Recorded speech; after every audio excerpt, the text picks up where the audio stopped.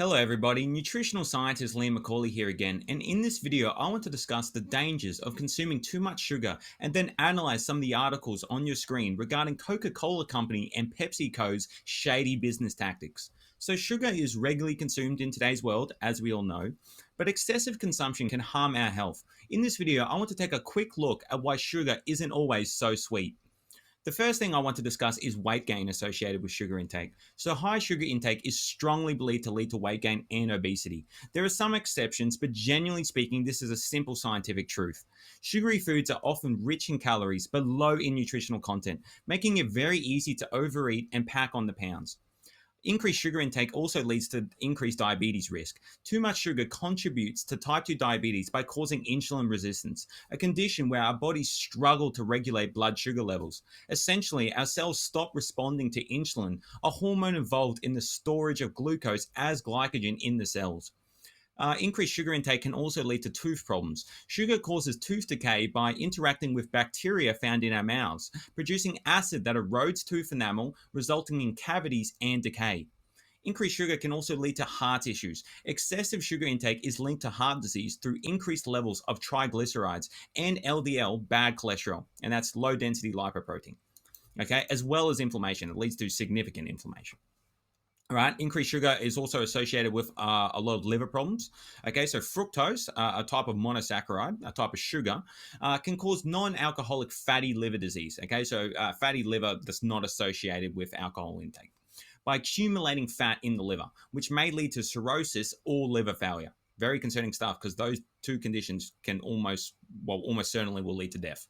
Also, sugar has quite an addictive nature. So sugar stimulates dopamine, a neurohormone's release, causing pleasure and reward sensations.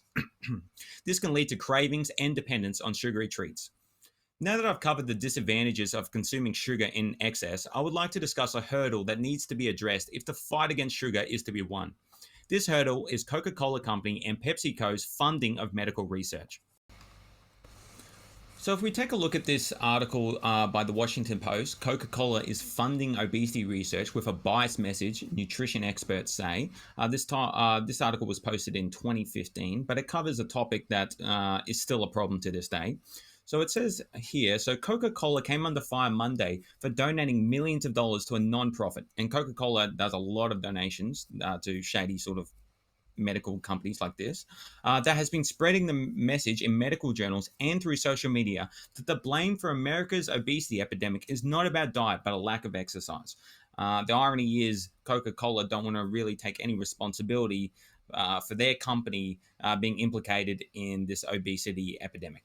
All right, the issue the New York Times reported is that the view is misleading and meant to deflect attention away from recent studies about sugary drinks and their link to obesity and type 2 diabetes. And I agree completely. That's 100% what Coca-Cola is doing. They've been funding research for many, many years to, sort of forcing their own bias into the medical literature. And it's quite sad, really. And if I pull up a piece of medical literature here that fortunately isn't too biased, and this article is sponsorship of national health organizations by two major soda companies. And I'll link this in the description of this video so you can all give it a read. This is just the abstract. It's a very good read, though. Okay, so if we look at the results from 2011 to 2015, the Coca-Cola Company and PepsiCo were found to sponsor a total of 95 national health organizations.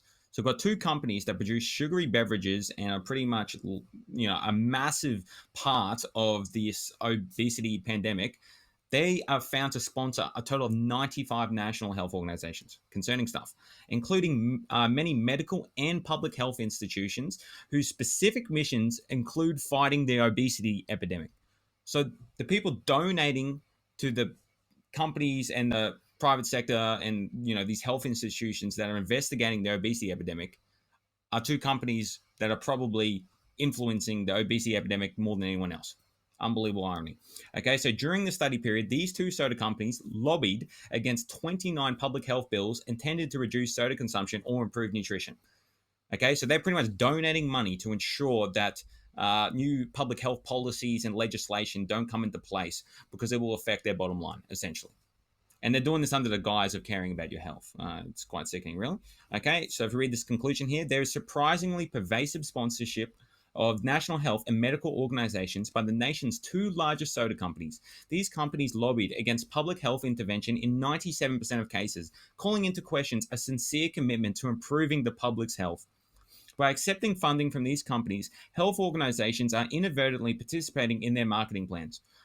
So these health organizations need to take some responsibility as well, because it's quite disgusting that they're accepting money from two companies that are probably causing the problems that they're trying to investigate. It's quite a sad reality. This is a big part of the problem with nutrition research and why you should really take a lot of these scientific articles with a grain of salt, because the companies that are funding the research, sort of have these nefarious intentions. It's quite concerning. I do want to do some more videos on this because this essentially brings a wrap to this video.